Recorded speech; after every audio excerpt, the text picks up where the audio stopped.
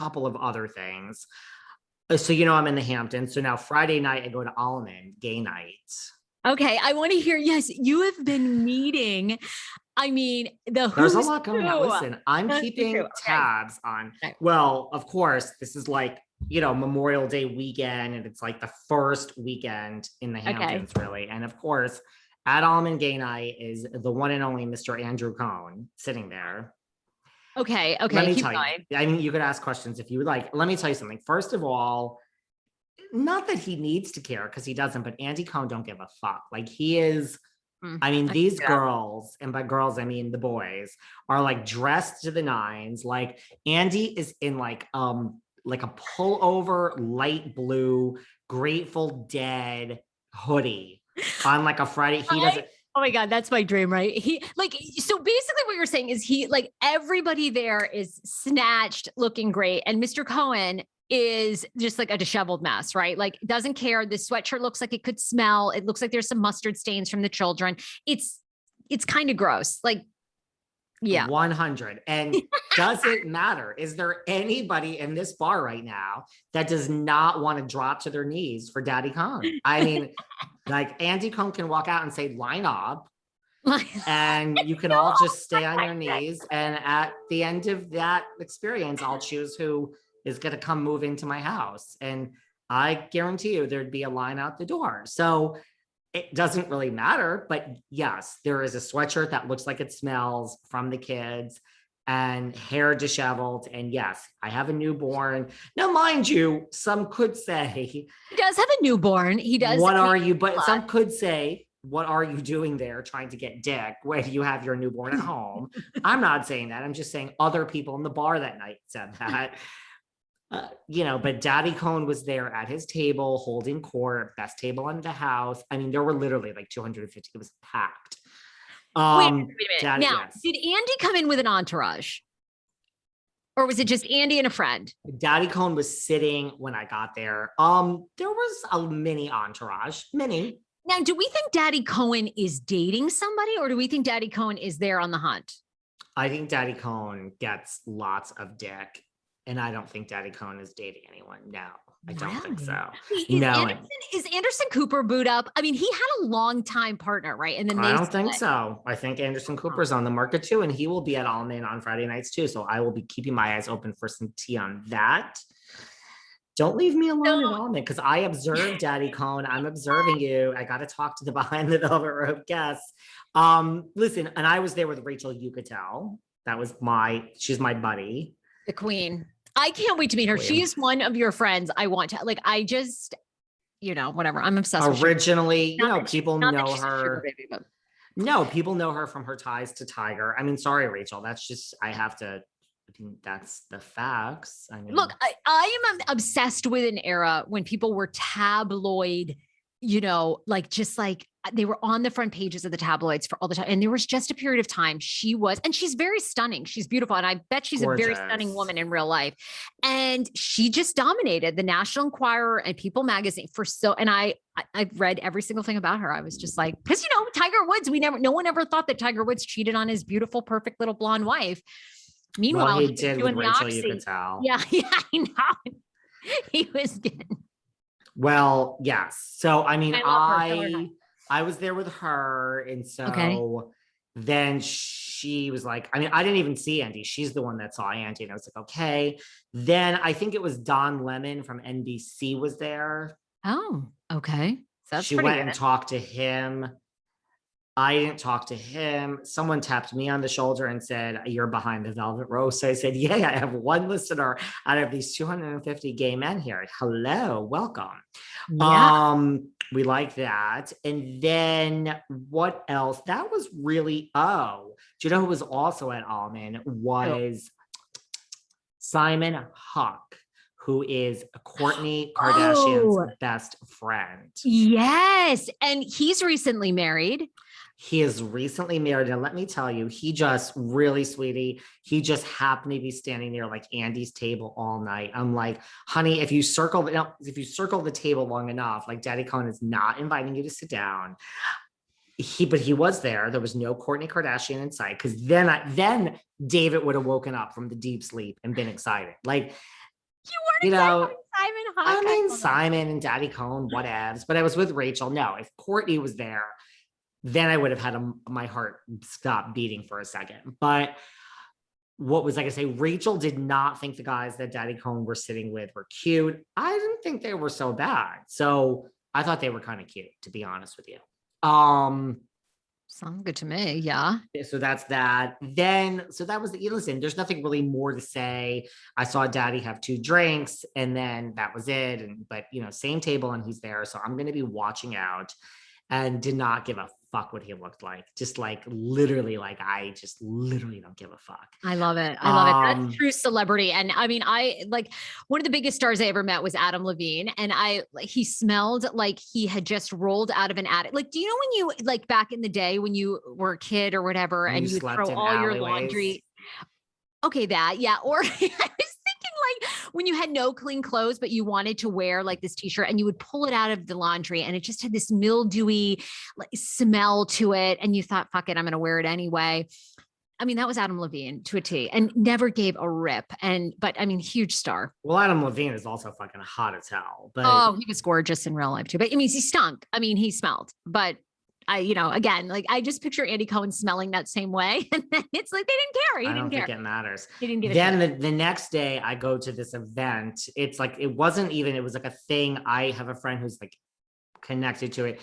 Eva Longoria wants to basically be the next George Clooney. She's launched like 6 months ago, her own tequila line.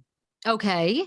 And there was an event at a house, which was not hers, but it was with Eva. Eva was just, I mean, this is, when I say event, this was like 25, maybe 30 people. So it's like, I mean, I figured like Eva Longoria is not going to be at this.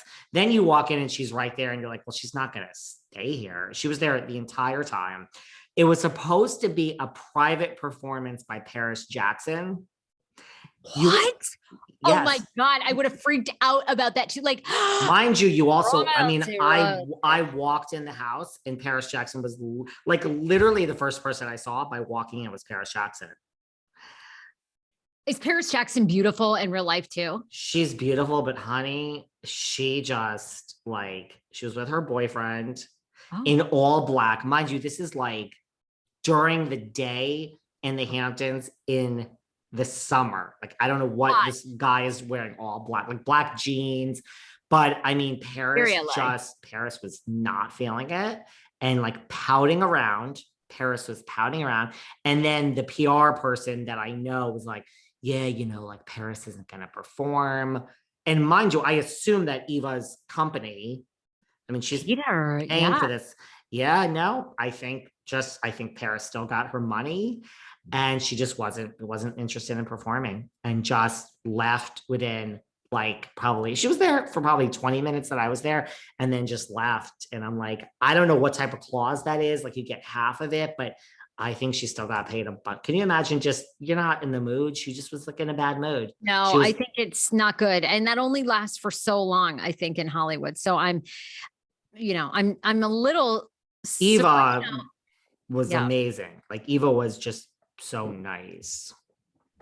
Get it, girl. I love it. Okay. What if, oh my God, David Yontef. I mean, my weekend consisted of seeing Dane Cook at the Laugh Factory. And I mean, you've been Daddy Cohen. I mean, please, my weekend was nothing compared to that. Oh, and I did run into Jack Black, but minus that. That's not bad. He was very nice. I also went on a date with some like big Hollywood, but listen, I mean, a date is, I've gone on like 100 dates since I've been here, FYI, but what? My God, you've been busy. Listen, it's a good scene out here. It's good pedigree. You know what I say? I either want young and hot or age appropriate and like really wealthy, but I mean, I don't know. I'm gonna be alone forever. What are you getting? I'm gonna be alone forever. So don't everyone think that's an obnoxious statement. Okay, and who are you leaning towards? Like, what is the Hamptons serving? Young and hot, or are they serving more age appropriate? It's more age appropriate and like wealthy. But it's again, I sniffed. So like, I went out with some like big wig from E. I'm just like, who's like an agent. I'm just like, can you book people on my podcast? Like, I just really like I mean, I didn't really, maybe this is why I'm single, but I didn't really say that. But I mean, at some point I said it during this dinner. I'm like, well, who do you got? Like, what do you got for me here? What do you got? Doesn't work at E anymore. You was in charge of Seacrest, was in charge of Seacrest during, look, I talk a big game, but it's so hard to be like a person that just sells out for money. It's so hard. Like you have to be with them and listen to them and like really hang in there for like 20, 50. Like the money is not yours until the person leaves the world. And that's a long time, possibly. Look, when you marry and date for money, you work for it every single day. Do not think, do not fool yourself listening, thinking like, oh, I'm going to get with somebody rich and it's going to be so easy. The people I know who are with people for money, they work for it every day. I know one woman, she lives this grandiose life. I mean, she's young, she's beautiful. She has $20,000 shopping sprees. She has to have phone sex with her fiance. I mean, this guy wants phone sex. He doesn't want real sex. It doesn't matter where he is. He wants to get on. That's not so bad. Okay, but he's a sex addict who wants it every day. She has a child. I mean, can you imagine? Can you imagine? I mean, is this video phone sex? Because you could just have phone. I could have phone sex with you right now and just dial it in and fake it. I mean, that's not so bad. That's a lot better than having sex with someone that like you're not interested in. I'm sorry, but like if he gets up in the morning and you guys are there and he doesn't want to have physical sex with you, he wants to get into his Porsche in the garage and dial you in. It's just like, this is so fucking weird. I mean, at what point? Listen, people are just, yeah. So I don't know, but this guy I don't know. He was fine. He was fine. But here we are. So that's that. And then before we go, I heard a rumor. Oh, well, and by the way, we'll save my rumor for next time. By the way, you know who was also at the gay bar at Almond on Friday night? I forgot. Now, I'm not saying that this means you're gay because I was with Rachel. So Rachel's straight. Rachel's a straight woman. And I'm sure there were straight men there. So I'm not outing this person because it doesn't mean you're gay just because you're there. But you know who was there? The one, the only Brooks Marks. Brooks, little Brooksy boy was there. Brooks. I mean, Brooks has never come out. Brooks isn't out yet. Like, he's not. There's a lot of controversy about that. You know, obviously Meredith Marks from Real Housewives of Salt Lake City is a huge ally. Huge ally. Never come out. Yeah. I mean, well, what are you going to say about that? I mean, they made a very big stink about that on, this past season that, he's never talked to even Meredith and her husband about his sexuality, let alone, I mean, what can you comment about that? I think people question, I mean, look, there's a lot of things to question these days. Sexuality, binary, non-binary pronouns, gender. So like, you don't know what someone's going through, but like Brooksy was there. All right. And him and his friend didn't really stay. They were like, this is so fucking busy. I'm like, welcome to, the Hamptons in the summer. It literally, I mean, even when we went there, and mind you, I wouldn't have gone there. It's every Friday at Almond, it's gay night, but I wouldn't have gone there. Rachel was the one who was like, I'm like, just come to SAD. We'll go to like the hotel bar. We'll just have a martini. She's like, well, shouldn't we go to Almond? I'm like, you don't have to ask me twice to go to like the gay night at Almond, but I figured it was quiet. It was like the first night. It's May. I figured there would be kind of busy. Oh, no. I got out of this Uber and I'm like, people were like outside. I was like, there was literally 250 people there. So when Mr. Brooks did not want to stay because it was so busy and they kind of like, I was like, I don't blame you. Rachel has a way of getting what she wants, and mine somehow got us a bar space. And I'm like, we're just going to stand here because, like, I mean, we have space at the bar now. I don't know how you did that one. Rachel gets what she wants, guys. Oh, well, Rachel, She's stunning. She's tall. She's beautiful. I mean, there's just people that you walk into a restaurant or whatever, and they're like, they just command attention, because they have that look. She to me comes off as a person that has that look. She's gorgeous, literally. Wait, did you already say this part? But Brooks has been on your show. So did you and Brooks have a conversation and he just said, oh, hi, bye, or you didn't speak? You just saw one another? We said hi. I mean, when I tell you like a conversation with anybody, I mean, it was okay. Like, 250 people packed. Like you couldn't even, like you barely, like I literally was like, I don't even know if I should get a martini until we got the bars. I was like, how am I going to drink a martini? Like, I mean, I would have gotten like, it was that, like you couldn't even take the drink and put it to your lips. It was so crowded. It was like, it was insane. Got it. Okay. Brooks Marks, everybody. So there you go. Well, Mr. Yontef, I mean, I feel like that is a lot. We've covered a lot that's going on in the Bravo universe.